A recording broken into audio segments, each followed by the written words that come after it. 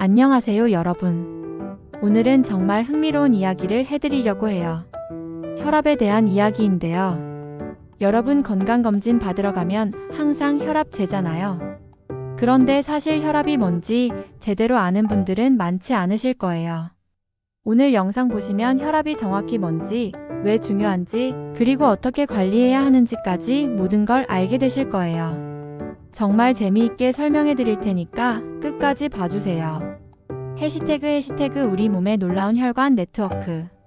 자, 먼저 우리 몸속에 있는 혈관에 대해서 이야기해 볼게요. 여러분 한번 상상해 보세요. 우리 몸속에 있는 모든 혈관들을 쭉 이어서 한 줄로 늘어놓으면 얼마나 길어질 것 같으세요? 1km?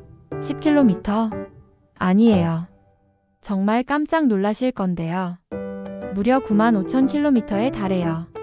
이게 얼마나 긴 거냐면요. 지구 둘레가 약 40,000km거든요. 그러니까 지구를 2바퀴나 돌고도 남는 거리예요. 생각해보세요. 우리 몸 하나에 지구 2바퀴 돌 수 있는 길이의 혈관이 들어있다는 거예요. 정말 어마어마하죠?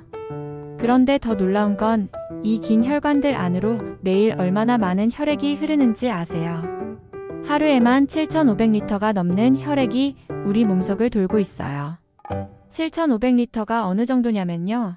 일반 욕조 10개 정도를 가득 채울 수 있는 양이에요. 매일 그만큼의 혈액이 우리 몸을 돌고 있다는 거죠. 근데 여기서 정말 신기한 점이 있어요. 우리 몸에 실제로 있는 혈액의 양은 고작 4리터에서 5리터 정도밖에 안 된다는 거예요. 성인 기준으로 말이죠. 2리터 페트병 2개 반 정도의 양밖에 안 되는 거예요. 그런데 이 작은 양의 혈액이 심장의 펌프질 덕분에 계속 순환하면서 온몸 구석구석까지 산소와 영양분을 배달해주고 있는 거예요. 정말 효율적이지 않나요? 혈압이란 정확히 무엇인가? 자, 그럼 이제 본격적으로 혈압 이야기를 해볼까요? 혈액이 이렇게 혈관을 따라 흐르면서 혈관 벽에 일정한 압력을 가하게 되는데요. 이게 바로 우리가 말하는 혈압이에요. 쉽게 말해서 혈액이 혈관 벽을 밀어내는 힘이라고 생각하시면 돼요. 마치 호스에 물이 흐를 때 호스벽의 압력이 가해지는 것과 똑같은 원리예요. 그런데 이 혈압은 항상 똑같지 않아요. 심장 박동에 따라서 계속 올라갔다 내려갔다 해요. 심장이 쭉 수축하면서 혈액을 동맥으로 강하게 짜낼 때가 가장 압력이 높거든요. 이때를 수축기라고 하고 이때의 혈압을 수축기 혈압이라고 부르죠. 반대로 심장이 잠깐 쉬면서 이완되는 순간이 있잖아요. 이때는 혈압이 가장 낮아져요. 이때를 확장기라고 하고 이때의 혈압을 확장기 혈압이라고 해요. 그래서 병원에서 혈압을 잴 때 120에 80 이렇게 두 개의 숫자로 말하는 거예요. 앞의 숫자가 수축기 혈압, 뒤의 숫자가 확장기 혈압인 거죠. 해시태그 정상 혈압과 고혈압의 기준. 그럼 정상적인 혈압은 얼마나 될까요? 이건 정말 중요한 부분이에요. 보통 수축기 혈압은 90에서 120 사이, 확장기 혈압은 60에서 80 사이면 정상이에요. 좀 더 자세히 나누면 이래요. 수축기 혈압이 120 미만이고 확장기 혈압이 80 미만이면 정상이에요. 120에서 129이고 확장기가 80 미만이면 주의 단계예요. 그리고 수축기가 130에서 139이거나 확장기가 80에서 89면 고혈압 1단계고요. 수축기가 140 이상이거나 확장기가 90 이상이면 고혈압 2단계예요. 특히 수축기가 180 이상이거나 확장기가 120 이상이면 고혈압 위기 상황이라고 해서 즉시 병원에 가야 해요. 그런데 여기서 중요한 건 한 번 재서 높게 나왔다고 해서 바로 고혈압은 아니라는 거예요. 여러 번 재봐서 계속 높게 나와야 고혈압으로 진단하거든요. 혈압이 높아지는 이유들. 그럼 혈압이 왜 높아질까요? 이걸 이해하기 위해서 간단한 비유를 들어볼게요. 여러분 집에 있는 수도관을 생각해 보세요. 수도관 안에 흐르는 물의 압력이 왜 올라가는지 생각해보면 혈압도 쉽게 이해할 수 있어요. 첫 번째로 물이 끈적끈적하면 압력이 올라가잖아요. 우리 몸도 똑같아요. 혈액이 너무 끈적해지면 그걸 밀어내기 위해서 심장이 더 세게 펌프질을 해야 하고 그러면 당연히 혈압도 올라가게 되는 거죠. 두 번째로 물이 너무 많이 흐르면 압력이 올라가요. 혈액량이 늘어나면 마찬가지로 혈압이 올라가는 거예요. 예를 들어서 짠 음식을 많이 먹으면 어떻게 될까요? 몸 안에 나트륨이 많아지면서 수분을 더 많이 붙잡고 있게 돼요. 이 여분의 수분이 혈액량을 늘리면서 결국 혈압까지 높아지게 되는 거예요. 세 번째로 파이프가 좁아지면 압력이 올라가죠. 혈관이 좁아져도 마찬가지예요. 그리고 스트레스도 큰 영향을 줘요. 갑자기 긴장되거나 위협적인 상황에 놓이면 몸에서 아드레날린 같은 호르몬들이 분비돼요. 에피네프린이나 노르에피네프린 같은 호르몬들이 나오는데요. 이 호르몬들은 혈관을 꽉 수축시켜 버려요. 그러면 혈액이 흐를 공간이 좁아지니까 당연히 혈압은 더 올라가겠죠. 나이가 들면서 혈관이 딱딱해지는 것도 혈압을 높이는 요인이에요. 젊을 때는 혈관이 고무줄처럼 탄력이 있어서 압력 변화에 잘 적응하거든요. 그런데 나이가 들면서 혈관이 딱딱해지면 이런 적응력이 떨어져요. 해시태그 고혈압이 우리 몸에 미치는 영향. 물론 우리 혈관은 원래 탄력성이 좋아서 이런 변화들에 어느 정도는 잘 적응해요.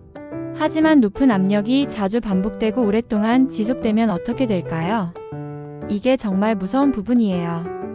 고혈압이 계속되면 혈관에 실제로 상처가 생기기 시작해요. 압력이 너무 세니까 혈관벽에 작은 상처들이 나는 거죠. 마치 풍선을 너무 세게 부풀리면 고무가 늘어나면서 상처가 나는 것과 비슷해요. 그러면 우리 몸의 면역 시스템이 가만히 있을까요? 아니에요. 백혈구 같은 면역세포들이 우르르 몰려와요. 여기 상처가 났네? 빨리 고쳐야겠다 하면서요. 그런데 문제는 여기서 시작이에요. 혈액 속에 있는 지방이나 콜레스테롤 같은 것들이 이 염증 부위에 달라붙기 시작하는 거예요. 처음에는 아주 작은 덩어리였는데 시간이 지나면서 이게 점점 커져서 플라크라는 덩어리를 만들어내는 거예요. 이 플라크는 혈관을 딱딱하고 좁게 만들어버려요. 이 상태를 의학용어로 죽상동맥경화증이라고 해요. 동맥이 죽처럼 딱딱해진다고 해서 붙여진 이름이에요. 근데 여기서 더 무서운 일이 일어날 수 있어요. 이 플라크가 갑자기 터질 수도 있거든요. 플라크 표면이 파열되면 거기에 혈전이라는 피떡이 생기면서 혈관을 완전히 막아버리는 거예요. 해시태그 심장마비와 뇌졸중. 만약에 이 막힌 혈관이 심장으로 가는 관상동맥이라면 어떻게 될까요? 심장 근육에 산소와 영양분이 전달되지 않으면서 심장 근육이 죽어가기 시작해요. 이게 바로 심장마비, 심근경색인 거죠. 심장마비가 일어나면 가슴에 극심한 통증이 느껴져요.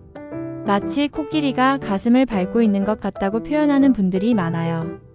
왼쪽 팔이나 목, 턱까지 아플 수 있고요. 만약 뇌로 가는 혈관이 막힌다면 뇌졸중이 일어나게 되고요. 뇌의 일부분에 산소 공급이 중단되면서 그 부분이 손상돼요. 그러면 말이 어눌해지거나 한쪽 팔다리에 마비가 올 수 있어요. 이런 상황들이 왜 무서우냐면 한번 손상된 심장 근육이나 뇌세포는 다시 재생되기가 정말 어렵거든요. 그래서 평소에 혈압 관리를 잘 해야 하는 거예요. 해시태그 현대의학의 해결책. 그럼 이런 심각한 상황을 어떻게 해결할 수 있을까요? 다행히 의학기술이 정말 많이 발달했어요. 혈관이 막혔을 때 하는 대표적인 시술이 풍선 혈관성 형술이에요. 어떻게 하는 거냐면요. 아주 가는 관을 혈관 속으로 집어넣어서 막힌 부분까지 보내는 거예요. 마치 하수구가 막혔을 때 뚫어뻥을 쓰는 것과 비슷한 원리예요. 막힌 부분에 도착하면 작은 풍선을 부풀려서 혈관을 다시 밀어서 열어주는 거죠. 그리고 풍선으로 혈관을 넓힌 다음에는 스텐트라는 작은 그물망 같은 장치를 그 자리에 고정시켜요. 마치 터널 안에 철골 구조물을 세우는 것처럼요. 이렇게 하면 혈관이 다시 막히는 걸 방지할 수 있거든요.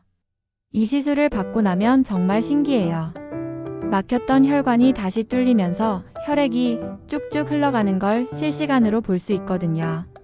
환자분들도 시술 받고 나서 숨이 편해졌다, 가슴이 시원하다 이렇게 말씀하세요. 혈액이 다시 잘 흐르게 되면 우리 세포들도 다시 산소와 영양분을 제대로 받을 수 있게 되는 거예요. 일상에서 실천할 수 있는 혈압 관리법. 그런데 이런 시술을 받는 것보다는 애초에 혈압을 잘 관리하는 게 훨씬 좋겠죠? 그럼 일상생활에서 혈압을 어떻게 관리할 수 있을까요? 첫 번째로 가장 중요한 건 식습관이에요. 특히 소금 섭취를 줄이는 게 정말 중요해요. 하루에 소금 섭취량을 5g 이하로 줄이면 혈압이 눈에 띄게 떨어져요. 라면 하나에도 소금이 5g 정도 들어있다고 생각하시면 돼요. 그러니까 가공식품이나 인스턴트 음식은 정말 조심해야 해요. 대신 신선한 채소와 과일을 많이 드세요. 특히 바나나, 시금치, 아보카도 같은 칼륨이 풍부한 음식들이 좋아요. 칼륨은 나트륨을 몸 밖으로 배출시키는 역할을 하거든요. 두 번째로 규칙적인 운동이 중요해요. 일주일에 150분 정도, 하루에 30분씩 빠르게 걷기만 해도 혈압이 5에서 7 정도 떨어져요. 운동을 하면 심장이 더 효율적으로 펌프질을 하게 돼요. 그러면 같은 양의 혈액을 보내는데 더 적은 압력이 필요하게 되는 거죠. 세 번째로 스트레스 관리예요. 만성적인 스트레스는 정말 혈압에 악영향을 줘요. 깊게 숨쉬기, 명상, 요가 같은 것들이 도움이 돼요. 네 번째로 충분한 수면이에요. 하루에 7시간에서 8시간 정도 잘 자는 것도 혈압 관리에 정말 중요해요. 마지막으로 금연과 금주예요. 담배와 술은 혈압을 높이는 대표적인 요인들이거든요. 우리 몸의 놀라운 적응력. 생각해보면 정말 놀랍지 않나요? 우리 심장은 하루에만 약 10만 번을 뛰어요. 1분에 70번 뛴다고 하면 하루에 10만 800번 정도 뛰는 거예요. 평생을 기준으로 계산하면 어떨까요? 80년을 산다고 하면 최소 30억 번 가까이 뛰는 거거든요. 정말 어마어마하죠? 그만큼 우리 혈관과 심장은 계속해서 엄청난 압박과 스트레스를 견디고 있다는 얘기예요. 그런데도 우리 혈관은 정말 잘 버텨주고 있어요. 더 놀라운 건 우리 몸의 적응 능력이에요. 운동을 하면 새로운 혈관이 생겨나기도 하고 기존 혈관들이 더 넓어지기도 해요.